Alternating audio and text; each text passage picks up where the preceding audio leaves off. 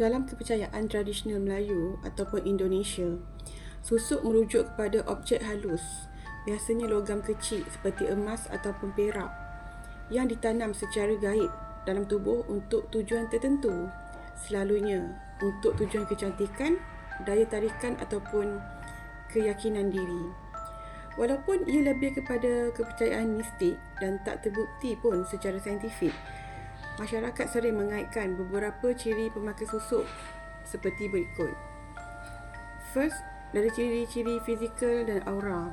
Selalunya, orang yang memakai susuk dikatakan wajah dia nampak berseri luar biasa walaupun tanpa solekan. Kedua, kelihatan awet muda ataupun nampak lebih muda dari usia sebenar. Kemudian, mata tajam ataupun redup yang menarik perhatian orang.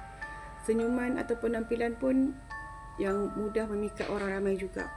Kalau dari segi daya tarikan, kebanyakan orang akan mudah rasa tertarik atau selesa bila dekat dengan orang yang memakai susuk. Lepas tu dia senang mendapat perhatian, terutama dari lawan jantina pun senang mendapat perhatian, terutama dari orang kata lawan jantina lah. Dan dia ada aura yang buat orang susah nak benci.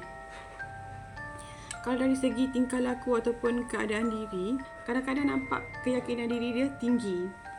Ada juga kes dia jadi bergantung pada bomoh ataupun dukun yang pasang susuk. Lepas tu pula orang kata selalunya pemakai susuk ni dia ada satu pantang larang tertentu tau. Contoh dia tak boleh makan pisang emas, tak boleh minum air tebu hitam.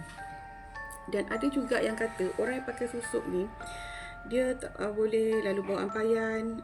Katanya lah kalau dia cuba melanggar salah satu pantang tu, susuk tu nanti akan makan tuan. So dia boleh jadi macam mudah marah, emosi pun tak stabil. Lepas tu dia akan mengalami satu sakit misteri. Selalunya kita boleh nampak sakit yang misteri tu macam penyakit kulit lah kot, macam tu.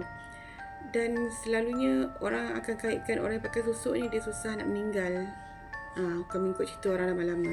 Tetapi kena tahu juga, tak semestinya orang yang ciri-ciri yang aku sebut tadi tu dia memakai susuk. Orang kena tahu nak cantik ni pun sebenarnya tak semestinya kena makeup tebal, tak semestinya kena pakai susuk. Kalau orang tu tak makeup tebal sekalipun, selalunya orang kata maintenance dia dari segi suplemen atau menggunakan skincare yang mahal, dan dia juga mungkin menjalani rawatan ataupun prosedur-prosedur kecantikan yang lain seperti laser. Kalau dari segi aura tu pula, seseorang tu dikatakan mempunyai aura yang kuat. Selalunya kita boleh nampak mungkin datang dari orang kata cara dia bercakap nampak meyakinkan. Lepas tu dari body language dan energi seseorang. So, dan korang pun kena tahu dalam perspektif agama pun penggunaan susuk ni hukum dia adalah haram sebab dia melibatkan unsur-unsur syirik, ataupun korang perlu juga menggunakan bantuan makhluk halus. So siapa yang tak pernah tengok susuk, gambaran dia lebih kurang macam dekat atas ni. Susuk ini adalah susuk emas, tapi ada juga susuk ni pun ada banyak tau. Ada susuk perak dan juga susuk berlian.